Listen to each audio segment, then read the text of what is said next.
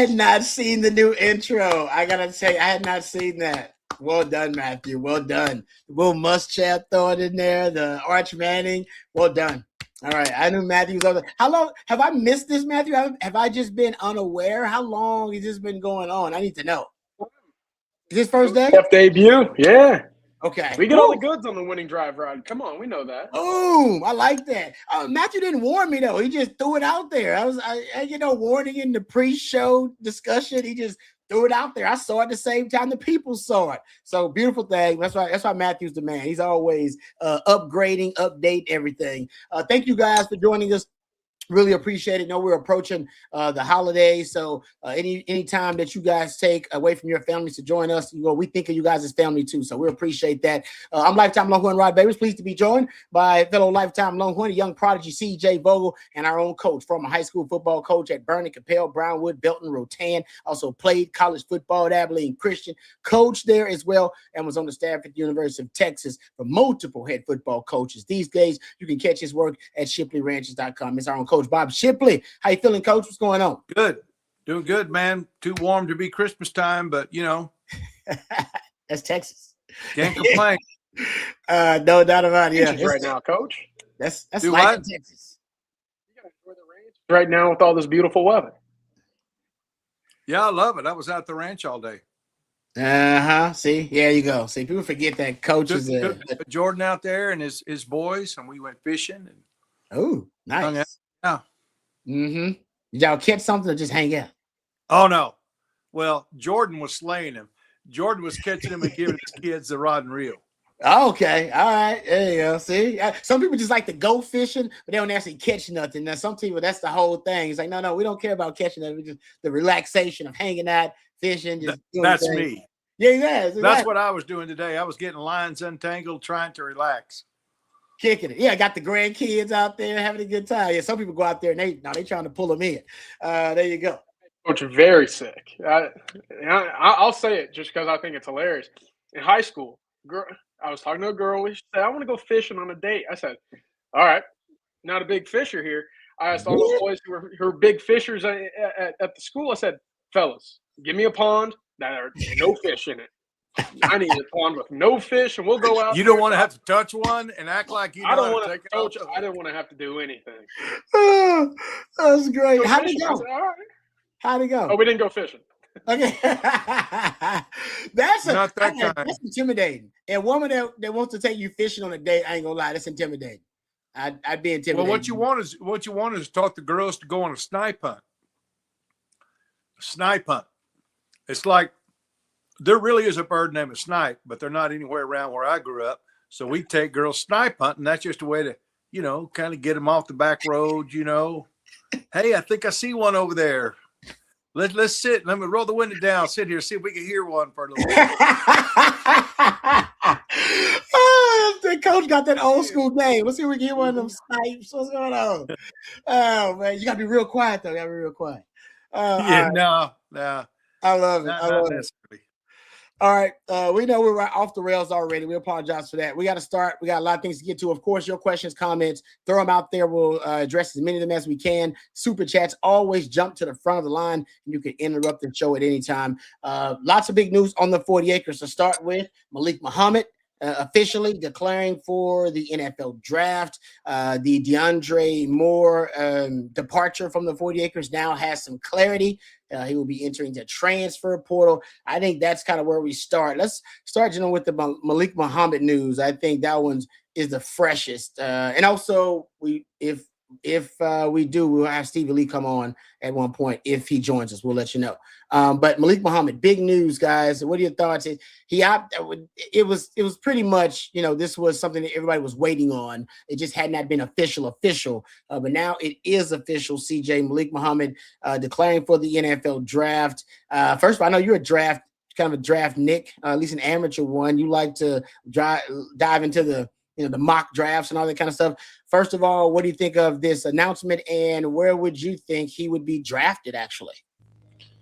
Yeah, I think this was definitely a borderline 5-star kid. You play 3, you're off to Oh, yeah. Well, he went Android on us there. Man, he did. I think he had some technical difficulties going on. Yeah, sounded like an Android. We'll get CJ back. I think he was having some issues, but ultimately, for me, I think he right now trending toward being a mid-round pick, and I mean, I right now he could end up sneaking to the second round depending on how he works out.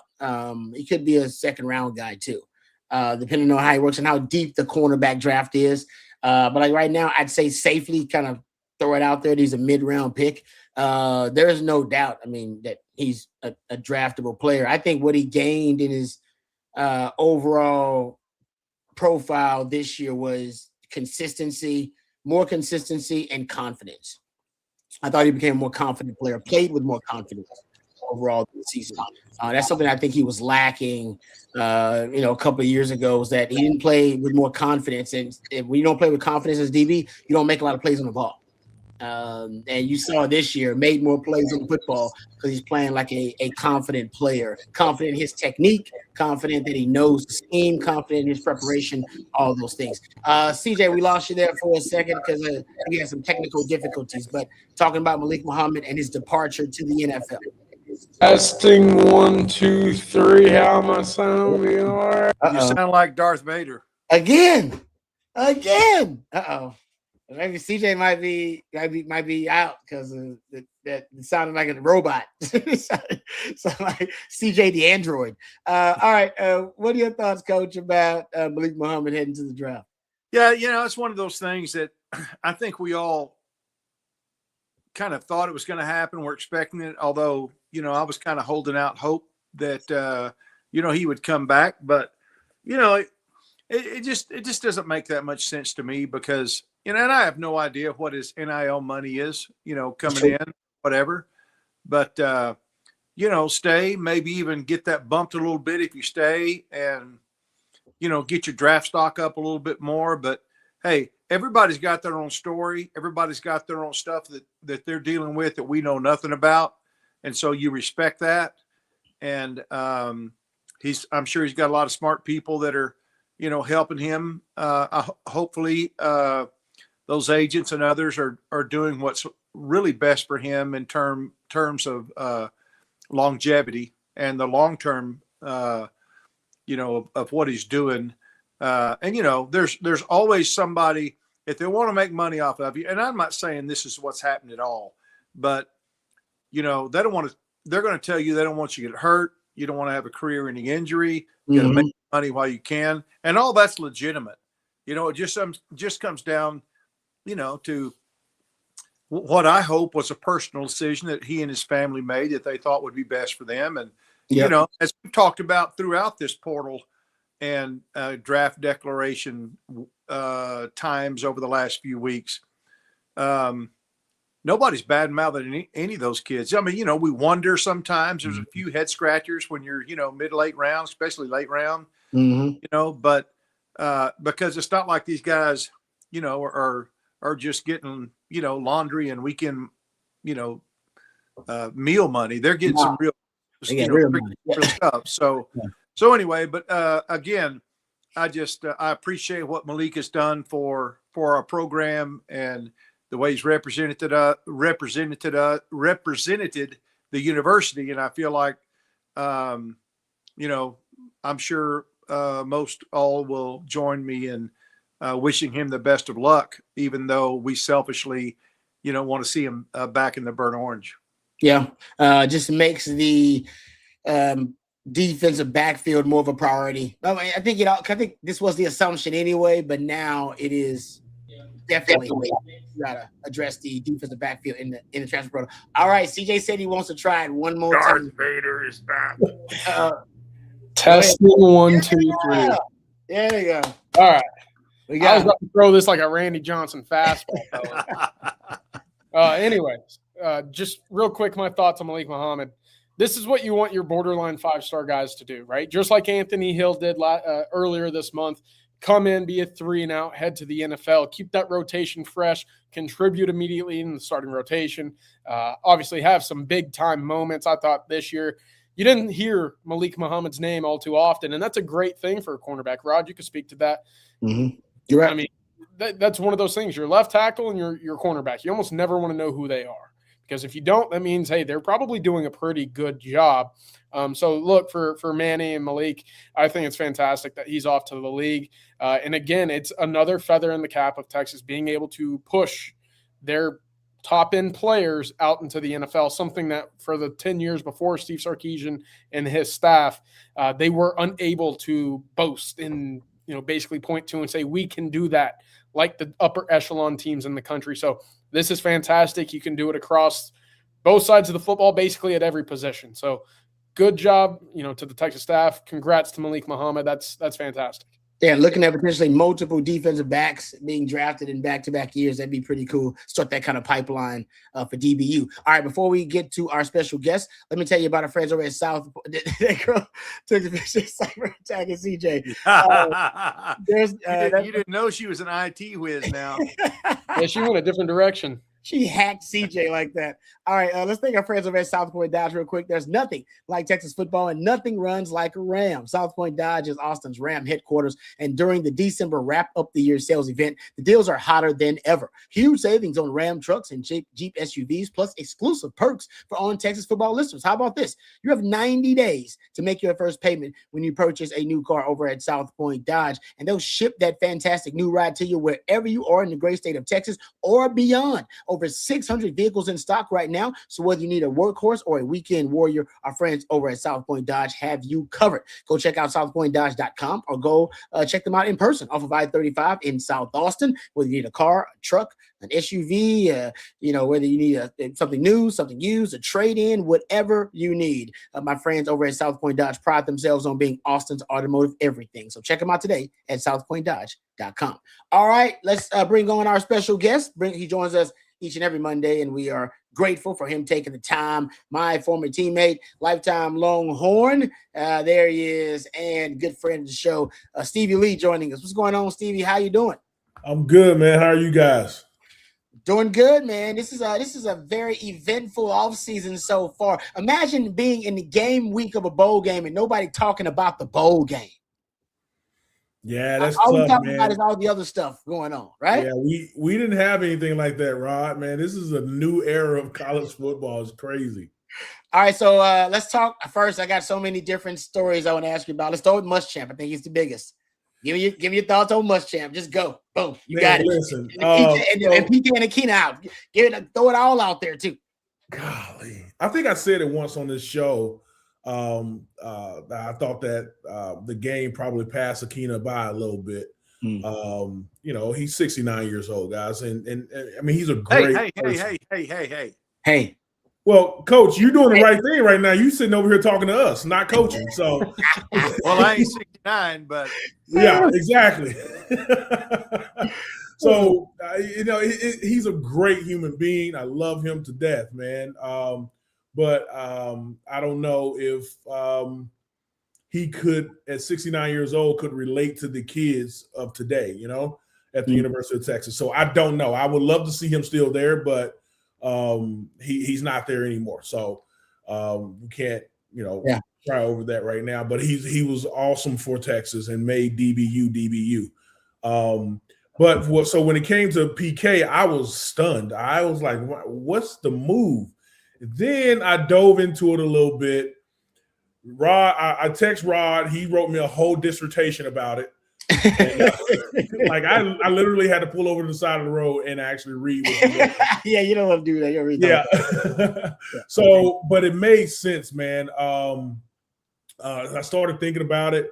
Apparently, this is who Coach wanted in the first place. Muschamp knows Texas and know how to navigate Texas. I think that he knows how to recruit Texas as well. I think that one of the things also, man, is we're letting some really good talent leave Texas right now. Yeah. And we talk about building that wall as well as bringing some people in from out of state. But Texas is the creme de la creme of high school recruits. So he can help do that. But then, golly, how do I put this? There was a little bit lack of toughness. We're strong. We can. We're well conditioned. I I think that we won some games by our conditioning last year when we were, overtimes and things like that. Yeah. But our toughness was a question. I question our toughness sometimes if we were really like fighting in the trenches and fighting for balls and fighting for a sack, things like that. So I question the toughness, and I think that Muschamp brings that back. Brings back toughness and headiness, but also aggressiveness on defense, right? Because when you look at his defenses, they're always going after somebody. Yeah. Sometimes we sat back and had that bend but don't break mentality under PK. And so I'm looking forward to a Muschamp defense again. Even though PK did nothing wrong, his defenses were always good. So I'm looking forward to it now. I was stunned, but then when you think about it, get over the sticker shock, you start thinking about it. It's like, if we had a chance to go get your first, then why not go get them? Yeah. No, yeah. I'm with you. Look, I think, obviously having been around for, the Georgia staff, Kirby staff for a few years, even if he's not fully calling plays, I mean, he's submersed in, the evolution of the SEC and the college game itself. Stevie, I also just wanted to get your thoughts because I'm sure you've been around, coordinators or head coaches that bring the juice, the fire, the intensity every single day, as well as some coordinators, coaches, play callers who don't necessarily have that in their repertoire. I mean, we've seen the clips, the whiteboard clip comes to mind, the clip with Saban on the sideline screaming and yelling, hooting and hollering, that comes to mind. We know that Muschamp's a fiery dude. What do you think that brings to this Texas defense and really to the locker room in general as a whole? Yeah, so like I said, toughness and mental toughness. Like you got to get yelled at but still go out there and perform, right? So Rod, we played under Carl Reese. Carl was he can get fiery, but he's gonna love you afterwards. You know what I mean? And that was great. That's what we needed back then. And then when you left, Rod, we hired Greg Robinson. Yeah, right? And he was a totally different. Like he was fiery. He kind of reminds me of a more docile Muschamp, but he was fired up. He kept everybody fired up, and then he brought in Dick Tomey with him, and so it was a fun defense, and his mentality was everybody's on scholarship, so everybody go get the quarterback. It wasn't the line holding up the guards and the tackles, so the linebackers can do all the work. It was everybody go. So I think that's the type of mentality that Muschamp has too. So I'm looking forward to it, man. But being fiery and fired up like that, it fires up your defense, man. And as long as these kids are mentally tough and that can handle that, I think they'll be fine. You think this generation of players can be mentally tough? You do what now? Say it again. You think like this generation of the NIL-led players can be that mentally tough across the board? Georgia, yes. Yeah, I think so. I think it may take a year or two to weed some of them out. But the way you're going to recruit from here forward is going to be some mentally tough kids that can get it done. I was talking to someone about, the new coaching hires, and it is no coincidence that, Muschamp was one of his, like I said, one of the first, names that came up when he was building the staff. He wanted to hire Muschamp. It just didn't work out the wrong timing. But Muschamp is notorious and infamous for how intense and fiery he is, right? Bleeding on the sideline and hitting the dry erase board.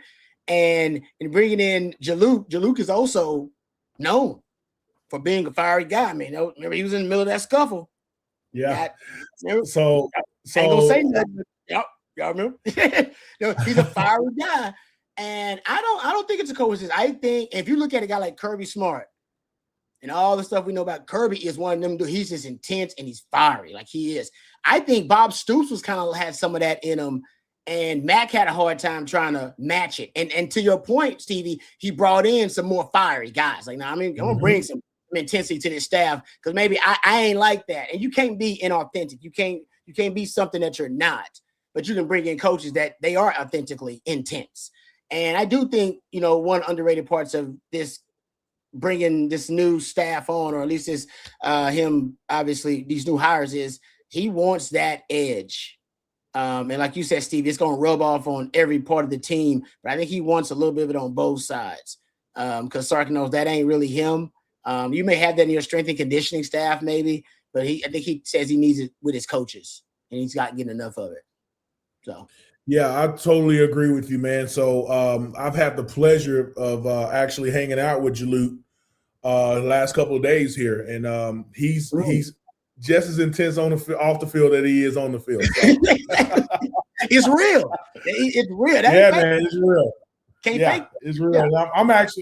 I'm really excited about him, and I'm hoping they can bring in some good running backs. Let's just say that for him. So hit the NIL portal hard and see how it shakes out. But I think that we get a mildly talented running back in that running back room, and he can make them great. I believe in him right now. I mean, he had a great quarterback over at Florida, and so hopefully he can get one here. I like that. All right, last thing I'll ask you about before we let you go, Stevie, because I won't keep you too long. Hero Canoe. Also, that's good news for Longhorn fans. He's returning and probably was one of your most consistent D tackles. What do you like about Hero Canoe? What's he gonna, obviously with another year now to grow and develop? What are your expectations for Hero Canoe coming back? So that was refreshing, man, and you're right, consistent, but also a big presence in the middle that can stop the run or help stop the run. I don't know, man. We still need to build that offensive or that defensive line around him as well. Mm-hmm. So I think that we need to go into the portal for one or two more guys. But then someone asked me, who do we need to get out of the portal? And then I started rattling things out. I was like, damn, do we need to get a whole nother team out of the portal? No, that's not. It feels like that. It feels it does feel that way. It feels like that. Yes. Yeah, but listen, man, we're at the University of Texas. Greatness, and in this new era of NIL and portals, you can go from pardon my language, but from sugar to shit real quick, and from shit to sugar. So real quick around here. So it could happen real fast. And so I'm hoping that we hit the portal and turn this thing around real quick. All right. Appreciate you, Stevie. Hey, Stevie, happy holidays, because I don't know if we're going to talk to you anytime between then. So happy holidays, and be safe if you're traveling, and tell that lovely family of yours we said what's up. I appreciate it, man. Happy holidays to you guys. I'm looking forward to watching the game and kicking back with my favorite drink and my favorite people and just watch this football season finish out. And hey, man, and thank you, Miami. That's all I want to say. Good way to finish it. Like that. All right, thanks, Stevie. Appreciate it. All right, brothers. See you, Stevie. Appreciate Stevie. That's great. Courtesy of our good friends over at Hargrove Roofing. Thanks to Hargrove Roofing for being a sponsor of the Winning Drive, but also of On Texas Football. Offices all over Texas, Louisiana, and Arkansas. Hargrove Roofing, the most pro burnt orange roofing company out there. You won't find a better and more trustworthy roofing company. They're also offering a free roof inspection. You reach out today at 512-645-3202. That's hargroveroofing.com. Know who's on your roof with our friends over at Hargrove Roofing. And while we are giving some love to our sponsors, let's thank our friends over at Von Lane. We appreciate them.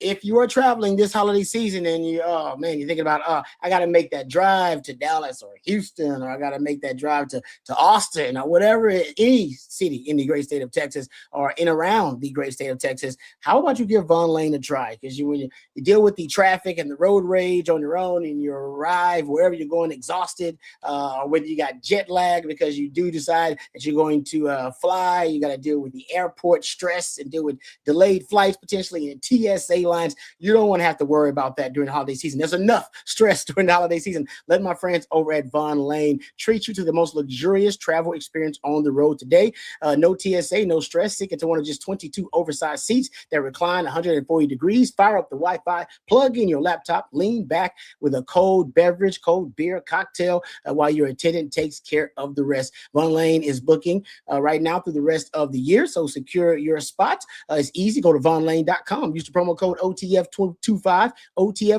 to save $20 on your first ride with Von Lane. Von Lane, your private jet on wheels. I've taken it myself several times. I'd personally recommend Von Lane. It's fantastic. All right, let's get right to the super chats, folks. Let's get right to it. We got Antonio here. Antonio, thank you for the super chat. Says, Coach, what was your reaction when Jordan scored and ran straight into Bevo? The good old days. Hook 'em. Oh, yeah, I can see that right now. Yeah, what was that? What was that about? Tell us the story, because that ain't safe, right? He's a rancher. You guys are ranchers. Y'all know how to. You ain't supposed to do that, right? You gotta know. Well, Joe, I really didn't see it because I was sitting up in the parent section behind the visitors. So, I couldn't really see it, but Jordan said he didn't even see him. I guess he was just so happy and thrilled that he didn't even know. He looked up all of a sudden and went, whoa, and kind of clipped his horn, right there. Yeah, crazy. I think that's why they built that cage for Bevo after that. That makes sense that he didn't see him, because he was so close. I was like, that can't be the celebration, and they couldn't have been playing. I'm glad that was the story. So he didn't see him, guys. He didn't see him. Didn't even know. All right, good stuff there. Thank you, Antonio. Yeah, that was a legendary moment right there. No players ever gotten that close to Bevo, like in a game. I'm talking about in a game situation. Nobody. No, yeah, he scraped his arm. He scraped his horn with his arm. Wow, that is crazy. You think they'd have a barrier up there regardless? No. I mean, you're gonna put a bull. Yeah, honestly, I think you're right. Somebody should have thought of that before that, but that's that made me think just a little bit. One of Leon LaFaul's best plays at Texas is one of his last plays at Texas is him throwing the ball at Bevo after scoring that touchdown late in the season. That's right. I mean, it's just funny to think. That's somebody should do a little cut up of different players interacting with Bevo, and it's usually after a touchdown. Right, because Jay Witt used to do stuff with Bevo. Remember, he didn't score a lot, but he'd go look for Bevo, and he'd go over to the pen and do stuff with Bevo. They should make I think that'd be cool, because I don't know how many players have actually done it. I wish I'd have did it now. I wish I'd have went over to Bevo. Bevo was free bullet for many years. Free bullet. Yeah, I like that. He was kicking it. He's so docile, though.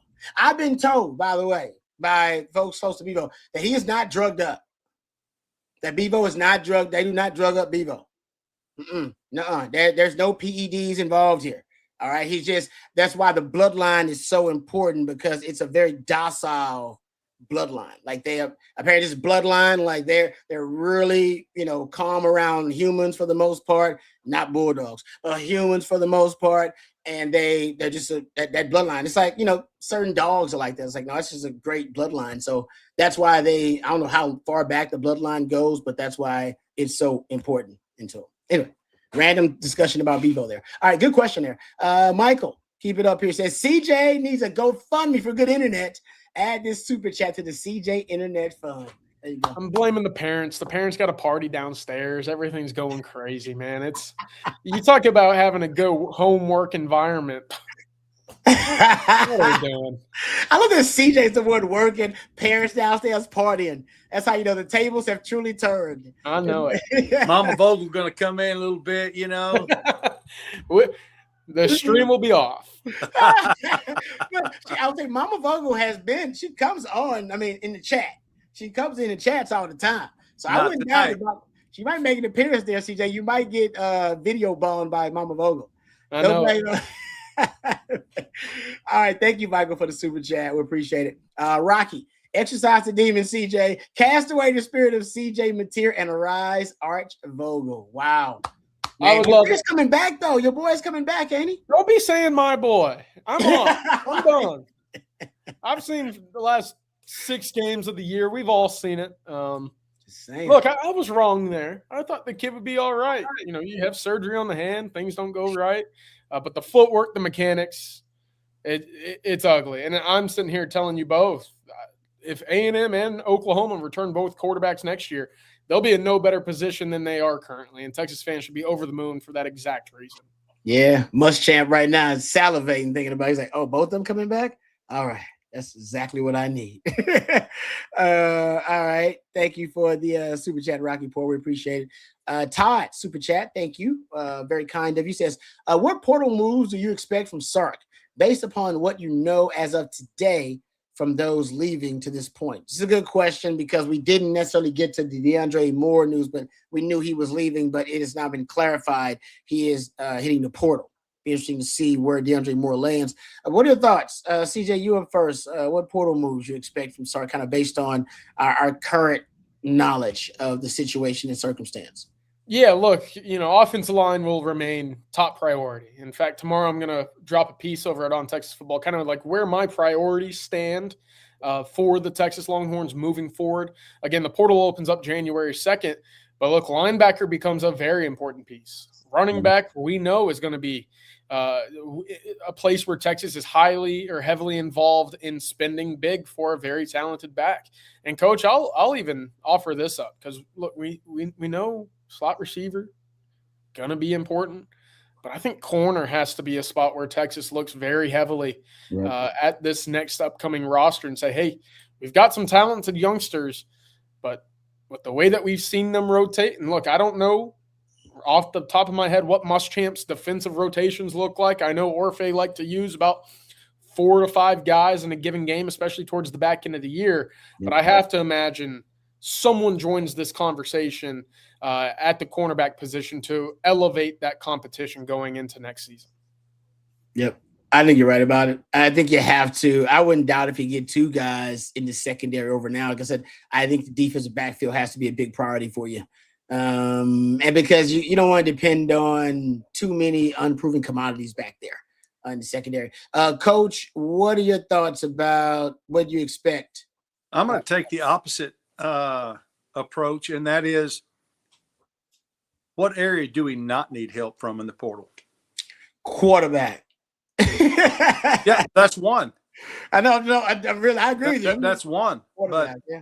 I mean, injuries. What's going to happen with him at tight end? Got a decision to make after. I mean, what position do we not need to go all out in the portal? And that's kind of where that thought comes from, like we were talking about with Stevie. It just seemed like you almost signing a team, But now, obviously, offensive line, corner, running back, those are, but linebackers. Good night, man. I mean, it's there's not an area that doesn't need to be looked at and signed, and we got to have the best that we can at every one of those positions. So it's just almost, to me, unlike the last few years, it's just almost overwhelming to think about what our needs are in the portal. It is, and I'll address this as well. I don't think this is off the table at all. Wow. Just in the sense of, hey, we like KJ Lacey. We like the idea of what Diabell could come in and be. But again, should Arch go down, you'd probably prefer to have a guy that can get you through one game. Now, you'd like, obviously, for that to be KJ Lacey. I think this spring will be very key for his development. And should he be ready, he could take the reins ultimately to be that guy. But you don't get the luxury of another spring portal. And that was when Texas went out and added Matthew Caldwell. So if you're going to roll the dice with no one behind Arch Manning with any game experience, then you better, make sure that those guys behind Arch are ready to go if their number is called. And he won you a game. I mean, that play at Mississippi State, that helped you win a game, basically. So Arch was able to, start every game, but Matthew Caldwell did have his moment, and you needed it just when his number was called. So I agree with that. I was just trying to entertain Coach's question because Coach was right. It feels like it's easier to answer Coach's question than it is to start rattling off all the different positions that they need portal help in. So there's no doubt. I mean, you're talking about getting, what are we talking about? 6 starters? Are we talking about in the portal? running back, O-line. On both sides of the ball, maybe? Yeah, linebacker in the secondary. I mean, you're talking about getting 4-5 starters out of the portal. That's a lot. And we're not even done yet talking. That's still a lot, though.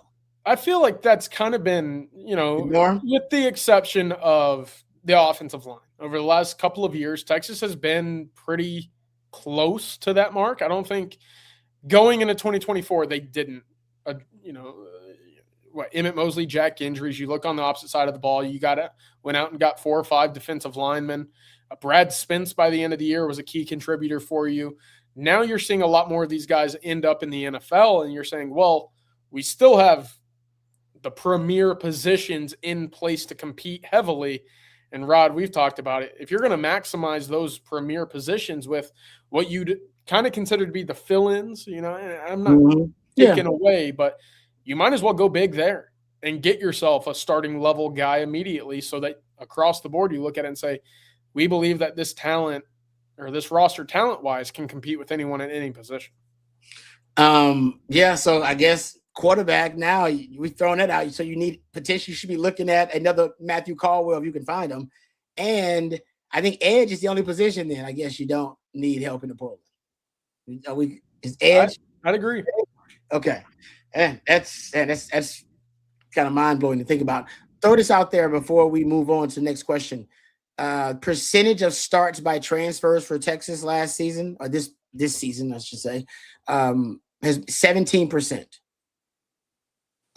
What will that number be in 2026? It was 17% this year. To give you a little context, Georgia this year is 10%.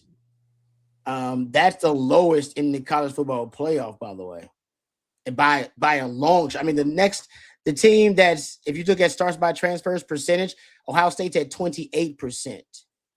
I believe that's the second lowest in the college football playoff. Notre Dame would have been at 15%, Texas at 17%. Just to kind of give you some context. Where will Texas be next year? They're at 17%. What's going to be that number next season? Well, what's 70%? The percentage of that's a percentage. Yeah, that's 22 people. I'm assuming you're counting 22 starters. Yeah, it is by the Athletic, and they say 17% of your starts are by transfers. Yeah, we better be up in the mid-30s. Yeah, I was going to say doubled at least, and again, I think it's going to be. I mean, look, you might as well go ahead and plug in 1, 2, and 3 on the offensive line as portal guys. And, if not, then someone must have made a really heck of a jump. Yeah. Because this is Arch Manning, man. You gotta fill that roster with protection for him and a run game. And if you can't run between the tackles, and Texas hasn't been able to over the last 2 years, it's twofold, right? It's your offensive line, it's your running back. There's a running back. Texas is going to be active out in the portal, and there's 3 offensive linemen. There's 4. Do you go get a big game, speedster? Do you add a tight end? There's 6 potentially. I think it's up maybe close to 40, 45%. And wow. I have no issue with it. You're maximizing your window, your roster. You should be looking to add the best talent regardless every single year. I saw the story that Arch Manning was going to forego his rev share so Texas could help build the roster. What are the odds? Arch Manning said it's got to go to O-line. My rev share portion has to go to O-line. Help, please. Let's get that done. And one GoDaddy. And a go. I like that. And a GoDaddy. I like that term. All right. Next super chat. CB, what's up, CB? Good to hear from you. Says Merry Christmas and happy B-Day to Jordan Quan tomorrow. Whoa! We're just talking about Jordan. I forgot they had the same birthday. How freaky is that, Coach? That they were both wide receivers with the same birthday. Jordan will be 40 tomorrow. That's crazy. How old is Quan? 42 or 3. He's a little older, right? Yeah. Well, he ended up his career a year earlier than Jordan. Of course, Jordan, didn't play his first 2 seasons. So yeah, you're right. Quan's probably 43, maybe. Yeah. 42 or 3. Man, greatest wide receiver tandem in Texas football history. And Quan Cosby is one of my favorite humans. He is. Quan is a quality human being. Like I would say that he is. 43. There you go, Coach. Yeah, he is. He's a. I've known Quan for a long time now, and he's a quality human. He's just as everybody talks about how great he is. It's legit. Like it's legit. Yeah, he's a stand-up dude. And my favorite Quan story is I was talking to him one day, and we were just talking about Texas football, whatever. And then this noise, like really loud noise, just cranks up in the back. I'm like, "Hey, Quan, man!" And all I hear, he's like, "Oh yeah, man, I'm about to get on the plane." I'm like, "Oh well, I was like, you're on the tarmac about to get on the plane?" So yeah, I think it was a private jet. I was like, "Oh man, private jet me." He was like, "What's that noise?" It was like he literally was in front of the plane. I'm like, he's a baller. He's on a different level than myself. So it's my favorite Quan story. All right, Rocky with the next super chat. Rocky says, "Merry Christmas, guys. So glad to have y'all to help get through the craziness. What is the worst gift you ever received for Christmas? Also, Tech will be exposed as frauds on New Year's." I'm not sure about that. Will Tech be exposed? Thank you, Rocky, for the question, and thank you for the holiday wishes. Very kind of you, and happy holidays to you and your family as well. God bless. We'll get to the worst Christmas gift, but I want to address your last comment there about Tech. Coach, will Tech be exposed as frauds in the playoffs? There's a chance, but they're a solid team. They really are. I just don't know if they have the quarterback that can do it. Yeah, they have that not good quarterback play. In that championship game, Big 12 championship game. They won in spite of their quarterback. I mean, he made a few plays, but he made some really, really bad decisions. So I really feel like if they had an elite quarterback, and let me tell you, I love the guy. I know his dad. I hate to say this, he's a Colt McCoy type All-American kid. He really is. He really is. But in order for them to play at the level they've got to play, they've got to have outstanding quarterback play. And I just, unless they pull one out of the hat, I don't know. I'm not saying that. I think what might be exposed is their quarterback play. Yeah. I think you're right, Coach, because otherwise I think that team is very legit. I've told myself for the last 3 weeks, whoever Tech plays, I'm taking Tech spread in that second round game. And I saw it came out as basically a pick 'em. Oregon maybe favored by a point or two. I'm sitting there saying, well, I guess I got to rock with it. So I've been talking about it for so much. I got to put my money where my mouth is. So I'm gonna bet Texas Tech. I trust that front seven. I think it's as good as anybody in the country. Yes, it is. And they did it through the portal, and that should give Texas fans look. If Texas Tech can build finally a championship caliber team, it's fair. Texas should be able to do that with already a very high base when it comes to high school level recruiting as well. So look, I think it's going to be a low scoring, grinded out kind of game. I don't think, and Coach, if it gets to a running gun kind of high scoring, explosive game, I don't know if they have that in them. That's not their MO. Texas Tech is at 63% of their starts are by transfers. So it was a grand experiment by Cody Campbell and company, but I salute them. I applaud them. It's paid dividends. It's working. Yeah, it's working. If you have the means, why not? Yep, and I agree with CJ. It should make Texas fans feel good. They got a sugar daddy. Texas got a lot of sugar daddies, and they built all of it through the portal, and to build the trenches through the portal is what Texas needs faith in, because that's what they have to do, at least on the offensive side right now. Yeah, and I know we've talked about it for a little bit now, but I mean, face the facts. If you're Texas and you're wondering whether or not you should trust your young guys and hope they develop, or go get yourself a proven commodity out of the portal, look at it this year. A&M made the playoffs. Oklahoma made the playoffs. Texas Tech made the playoffs. Mm-hmm. And we're sitting here asking each other, hey, man, how cheesy are you feeling, right? Yeah. No, I think that's going to be, something that lights a fire in the Texas staff for whenever the portal opens up on January 2nd, that they're working some deals to get some of the best talent possible. And look, that's always the thing. When you talk about bringing in recruiting classes, it's always, well, can they come and compete right away? This day and age, you're going to have to compete with guys on the roster, guys in your recruiting class, and guys out of the portal. And then the best guys will rise to the top, just as we've always talked about. But that's how you build that championship level roster. Very rarely do you see teams who don't have a lot of portal help winning championships. That's just not, it won't happen like that moving forward. Yep. It's good stuff. All right. Worst Christmas gift. I'll just say this. My dad, God love him, God bless him, is notorious for giving bad gifts. He basically would put a lot of gifts under the tree, but they would be stuff that you need and stuff you had to get anyway, like a socks and like pencils. And I'm like, Dad, I know I needed pencils for school, but you're supposed to put them under the tree. And so we get like 1 or 2 real good gifts, and the rest of it would be like stuff that, like I said, socks, stuff I needed, like underwear. I'm like, man, okay, thanks for the socks and the drawers, but I know I wanted something really cool. So I think my dad is notorious for bad gifts. We always used to say that. And it was stuff you need, though. Stuff you need. But it wasn't a great gift. You only got like 1 or 2 of those per Christmas. I know they're watching downstairs, so every gift I've ever gotten has been fantastic. That's true. Coach, bad gift? Yeah, I've always been blessed, very blessed.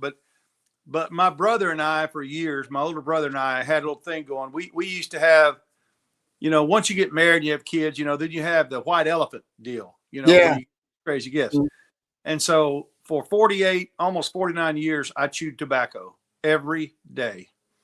My brother, for almost that long, dipped Copenhagen every day, all the time. Neither one of us used tobacco anymore.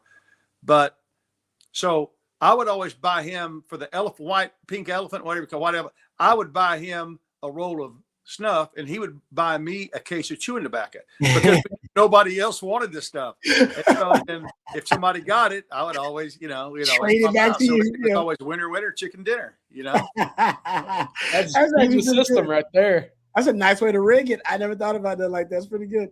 All right. Thank you for the super chat, though, Rocky. All right. Moving on here. Terrence, thank you for the super chat. Says, hey, Rod, Bob, and CJ, after watching the playoffs, do y'all feel Texas deserved a spot in the playoffs? Good question. Thanks for the super chat. CJ? Oh, boy. Originally, I didn't think so. Just in the sense I didn't think that this was a consistently quality team, right? You had the 3 losses. You played down to Mississippi State. You played down to Kentucky, but the wins were something that you could not deny. And I sit here and I say, I think Texas was a better football team than Texas A&M. They were a better football team than Oklahoma. But were they deserving? Based off of the body work that we saw through 12 weeks, my answer still is no. And I know I'm going to get some heat for that, but you have to put it out on the field. What you accomplish over your 12 games is your resume. And I didn't think Texas took its test preparation as seriously as they should have. And that to me is, I'm not going to sit here and lie to you and tell you the committee got it wrong. I mean, they sure as hell might have with Notre Dame and BYU and Vanderbilt, Texas. Everybody could sit here and have an argument, but I thought that there were too many times where Texas dropped the ball this year, even if they were one of the 12 best teams in the country. You got to prove it, and I don't think they did enough in 2025. Well, and then you look at their 3 lackluster performances, in their non-conference games, against teams that they should have been. The starters should have been out at halftime, and we just let them, hang around. And I agree with you, CJ. Overall, we didn't deserve it. Were we one of the best 12? Yes, I think we were. But you can't go ho-hum through 3 non-conference games that you should have just, set all kinds of offensive records against them. And then again, Kentucky and Mississippi State. Yep. And then Florida. But, we beat Oklahoma. We beat A&M. They both lost. It is, I don't want to, overused term, but it is what it is. I mean, we had our chances and it just didn't happen. But the good thing is to look at the silver lining. It certainly gives you a lot of motivation and fire and determination and passion to correct those things. And certainly Sark has already taken steps to do that within his staff. Yes. I mean, PK's a guy who's been with him from the start. I mean, that's not easy. Ask Mac Brown and Greg Davis. I mean, it's not easy, even though I don't know that PK and Sark had the same longevity relationship that Greg Davis and Mac Brown did. But, Greg Davis is the reason that we won the national championship in 2005. Yep. And probably should have won it in 2009 or 10, Yeah. because he was able to adapt his scheme to fit his personnel. He did. Which we haven't had an offensive coordinator or play caller since then that does that. No. And that should be the fundamental, I would go interview for head coaching jobs and say, well, coach, what kind of offense you run? Well, what kind of players do you have? Mm-hmm. We got a bunch of, oxes and mules, and we can just plow over people, or, we got some guys that can fly and throw it around. Mm-hmm. You don't know. You have to be a good enough coach. Obviously in college, you get to pick your players. So there shouldn't be an excuse, because you pick the players to fit your scheme. Is it an exact science? Obviously not. We've seen many misses, but we've seen some guys come out of the blue that we thought, I'm not sure about this. And all of a sudden, Matthew Golden and these guys coming in and going, wow, coaches saw guys that fit their scheme well. So we've hit on a lot. We've missed on some, but unfortunately the ones that you miss on are the ones that cost you when you have to have great play. Yep. It's a great point, Coach. I love your point about Coach Davis too. That was rare. But the scheme would change based on the QB and the talent every time. Travis here with a super chat says, Merry Christmas, y'all. I didn't think I would question watching UT basketball this much this year. Yeah. CJ, any comments on that? I know Coach don't want to talk about it. No, I know they're playing a make-believe school almost, but it hasn't been a pretty start to the season yet. All I'm going to say, look, I believe in Sean Miller. I think he's a great coach. You just got to get your program off the ground and look for Sark 5-7 year one. Sometimes it just takes a hiccup to get going. I think, regardless of how this game's going right now, and I know they're probably at halftime at this point, but no, I think you just got to take kind of the bumps and the bruises this year to get to where you want to go. Yeah. First year. I do like Coach Miller too. Met him several times. I like the man. I like the coach. All right. Thank you for the super chat. Coach, Catch the Wave here. Thank you for the super chat. Catch the Wave says, excited about Muschamp coming in, but I do remember his time as our former head coach in waiting during that 5-7 season. Each of you skeptical about anything or keeping an eye on with Coach Boom? Yeah, that's interesting.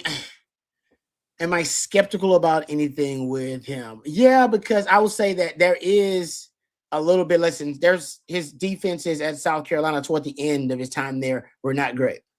I mean, they were all right, but they weren't elite defenses. And he has basically kind of gone through the Kirby Smart car wash.